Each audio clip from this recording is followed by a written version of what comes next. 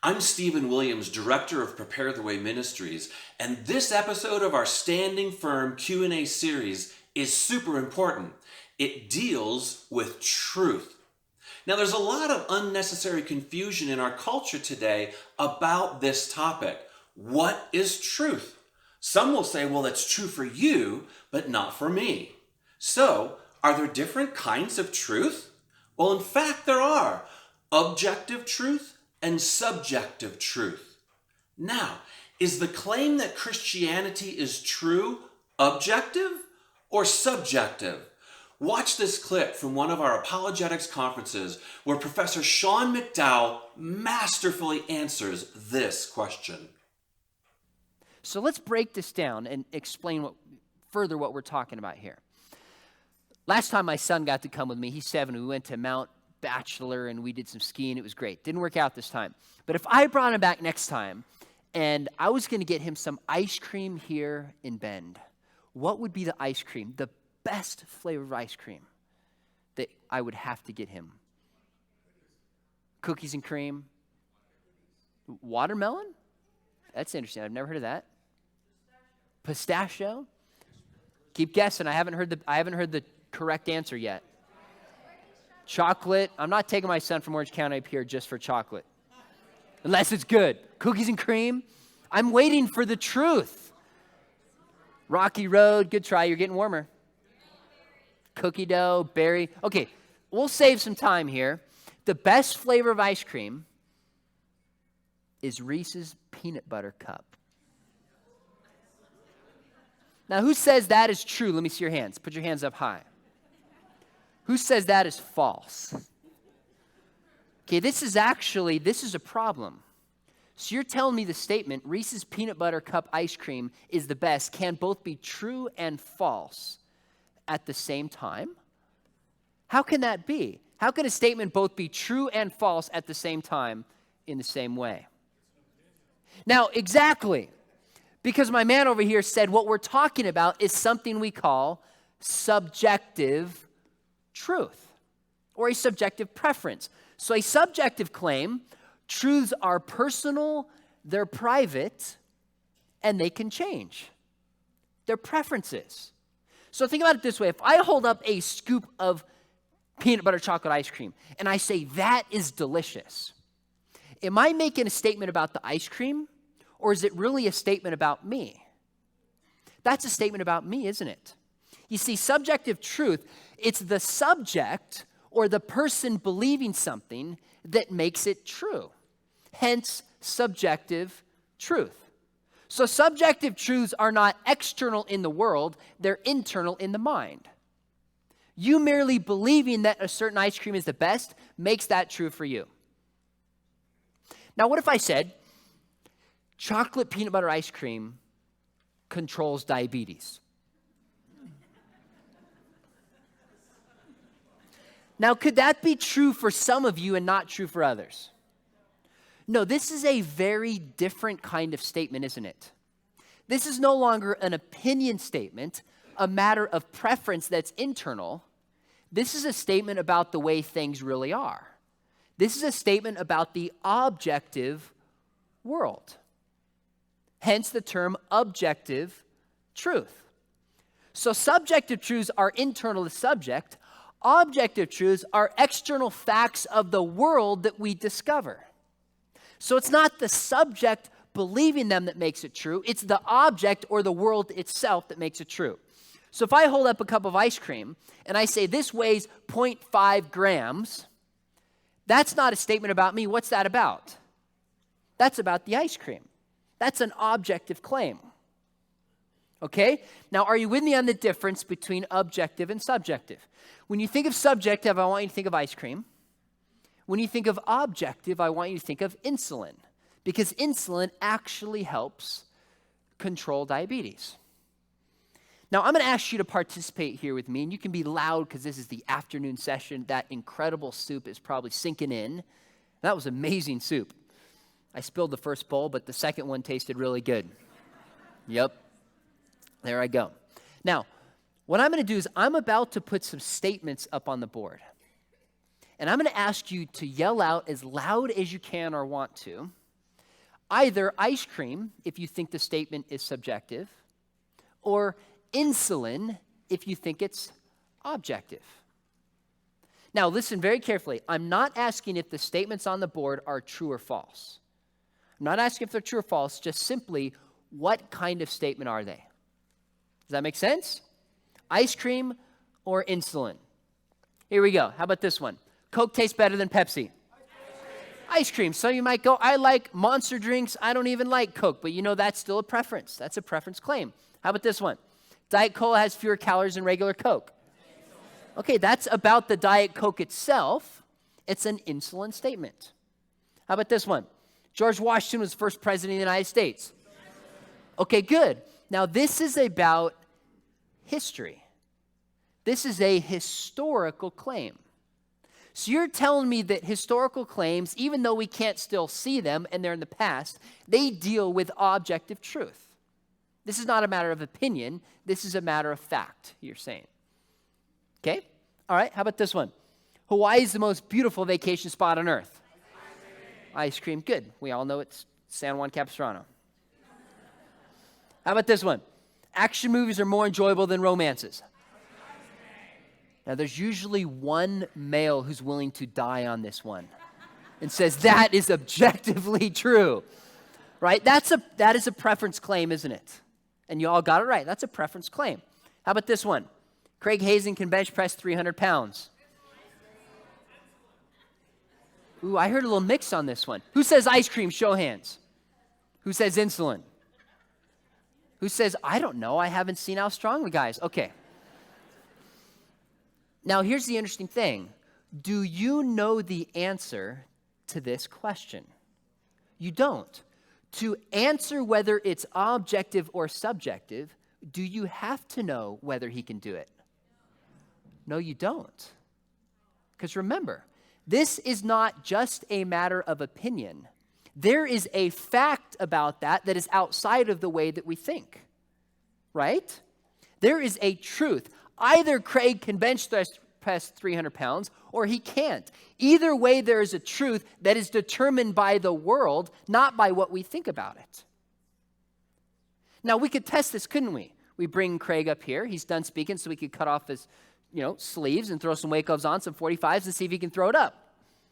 Either way, there is an objective truth about how much he can bench press that our beliefs do not change. Do you see that? This is insulin. So what's the point? You can have an objective claim about the world for which we don't know with certainty what the answer is.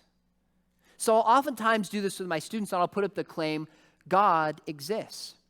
And some will say, well, we don't have certainty about it. I say, we might not have certainty, but that's not a question of opinion.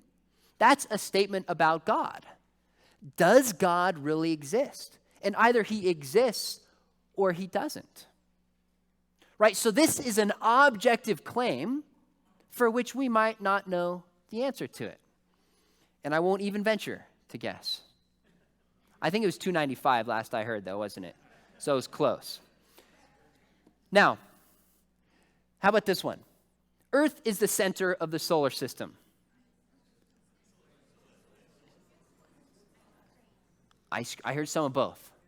Now, is this a historical claim?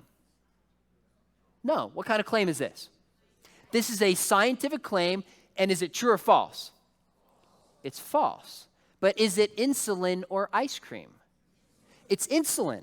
This is a false insulin claim.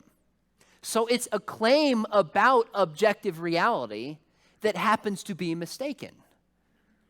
Right? Now, I want you to notice something you guys have told me so far. You've told me that historical claims are like insulin. They're objective claims. You've told me scientific claims, even false ones, are like insulin. They're objective claims. How about this one? Abortion is wrong. I heard only ice cream again. Who says ice cream? Throw your hands up. Throw them up high. Vote. Who says insulin?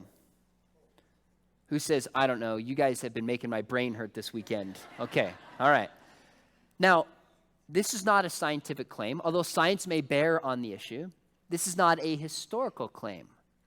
What kind of claim is this? This is a moral claim. Are all moral claims like ice cream preference?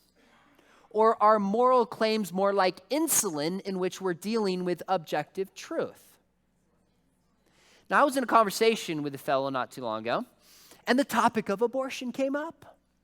And he said to me, he said, look, if you don't like abortion, don't have one.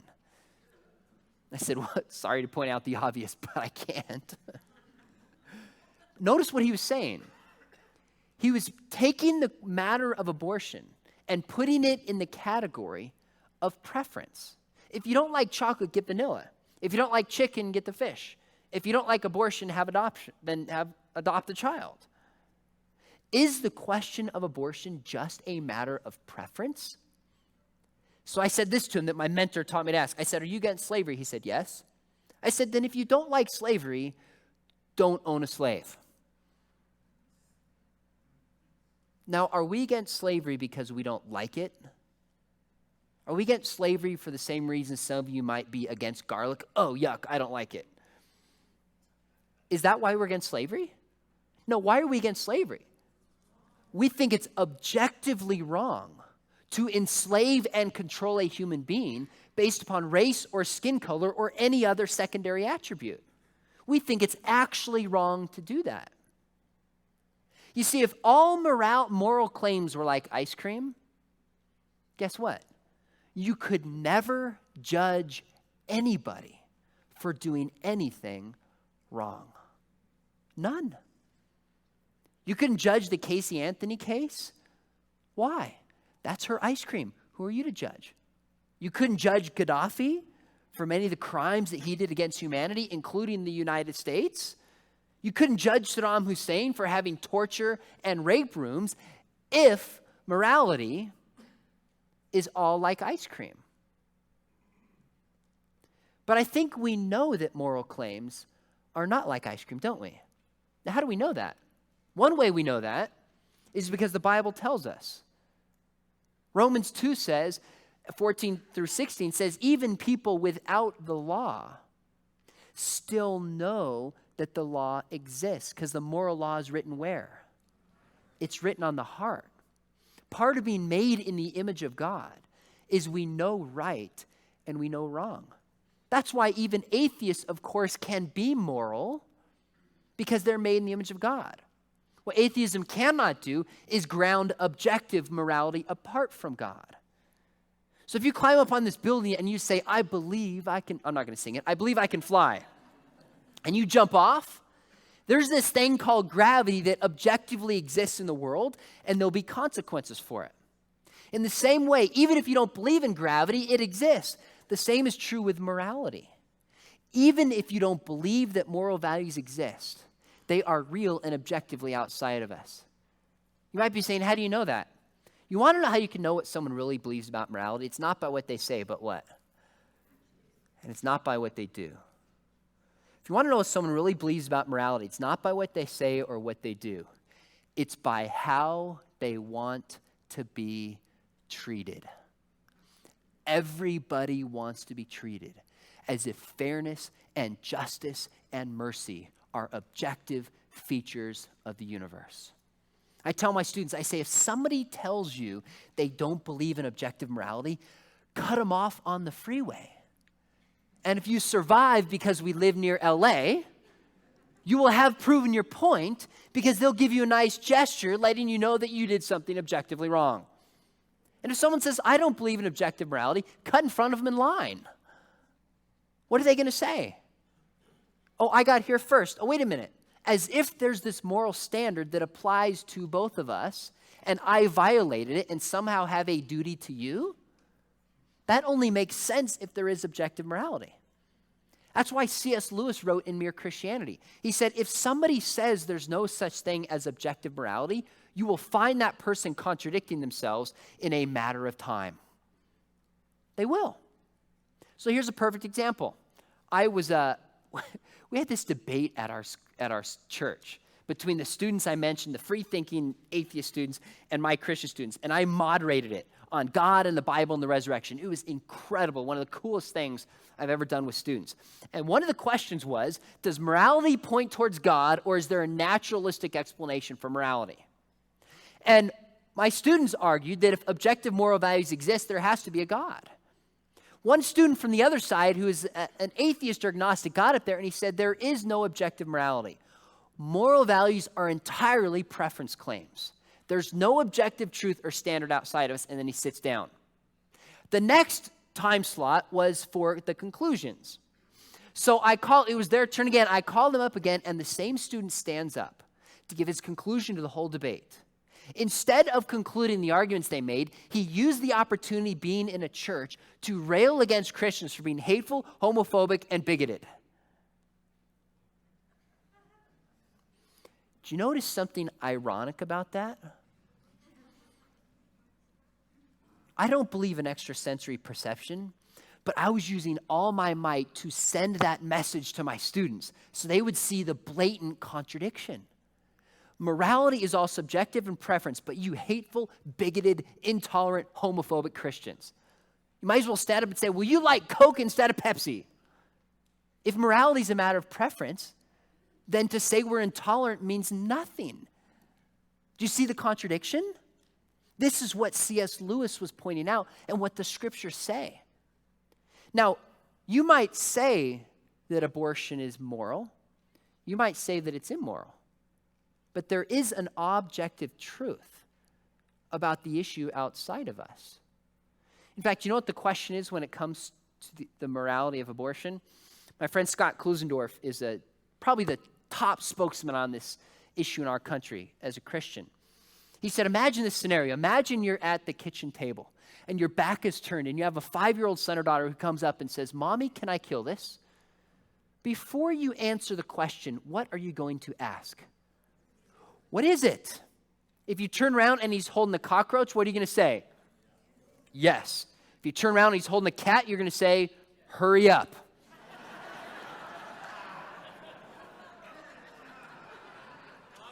If you turn around and he's holding a bunny or a hamster, you might go, well, okay, time out. That's kind of cute. We don't just kill little furry animals. If you turn around and he's holding a little 2-year-old or a 1-year-old that he pulled out of a carriage down the street, you're going to say, whoa, time out. We don't do that to human beings, and you need counseling even though you're 5 to think you would do that to a human being. Now, what's the point? How we treat something depends upon what? What it is. How we treat something entirely depends upon what it is. If the unborn is just a mass of tissue, then what justification would be necessary? If the unborn is a full member of the human community, then what justification would be adequate? You see, people might have their different opinions about it, but we are dealing with objective reality. By the way, if morality is all subjective, then what does that mean for sin? You can't have sin. And the Christian story makes no sense. It all rests upon morality being objective. That's what it means to sin. So ice cream or insulin? A couple more. Are you ready? Ice cream or insulin? Here we go. Jesus was a carpenter. Insulin. Next one. Jesus died on the cross in AD 30. Insulin. If we find out it was 29 or 33, that's still an insulin statement. Jesus has risen from the grave. Okay, good. No one's going to contest that Jesus being a carpenter or dying on the cross is an objective statement. As soon as you say Jesus has risen from the grave in confirmation that he is the Son of God and the Savior of the universe, you know what many people think? Oh, Jesus is your truth. Buddha has risen for me. Krishna has risen for me. Mohammed has risen for me. Joseph Smith or whoever has risen for me. Now, I hope we all realize that nobody dies and spends eternity in hell just for not believing in Jesus. You realize that, right? Nobody dies and spends eternity in hell just for not believing in Jesus. We are eternally separated from our Creator because of a moral rebellion against God. A virus called sin. And to say that Buddha or Krishna or Joseph Smith or Mohammed can forgive sins is like saying chocolate peanut butter ice cream controls diabetes. It doesn't work in the objective, real world. In fact, this is what makes Christianity different. And this is one of the points that Craig was making last night, saying that Christianity uniquely is testable. You remember this? There's actually evidence we can examine. That's one of the things that blew me away when I really started to think for myself about, boy, am I going to commit my life to being a Christian? There was evidence we could examine, objective evidence. See, many religions are based upon belief systems or philosophies. Christianity is based upon one event you heard about this morning, namely the resurrection of Jesus Christ. That's why Paul says, if Jesus was not risen, our faith is what? It's worthless. It's in vain. And yet these events are so objective that if you were there at the cross when Jesus was being crucified, you could have reached out and touched it and you might have got a splinter in your hand. If you had touched it long enough, you might have felt the trickle of warm blood coming down, and if you took that blood to a lab, it would have had a specific blood type. If you're there with Thomas when he said, I will not believe unless I see the wounds, the nail marks in his hand, you could have seen Jesus reach out his hand, felt the nail marks in his hand, and the spear wound in his side. If you were there at the empty tomb that Sunday morning, you could have seen the huge stone rolled away, ducked your head, walked inside, smelled the musty scent of an empty tomb, and seen the physical linen cloth of Jesus laying there. Friends, you might believe in Jesus. You might not believe in Jesus. But Christianity is not the kind of system that can be true for you and not true for you. Either it's objectively true and everything changes, or it's false and we're wasting our time. That's why I think the resurrection is the most wicked, vicious hoax ever foisted upon mankind. Or it's the most important truth and event in world history. And there is objective evidence we can consider about that fact. The resurrection of Jesus Christ is the most important truth claim in all of history. Do you believe the mountain of evidence that Jesus did, in fact, rise from the dead on Easter morning? Contact me if you want more resources on this objective truth claim. As you can see, Sean McDowell is one of the most gifted communicators and apologists of our day. Go to his website, seanmcdowell.org, where he has an amazing amount of resources.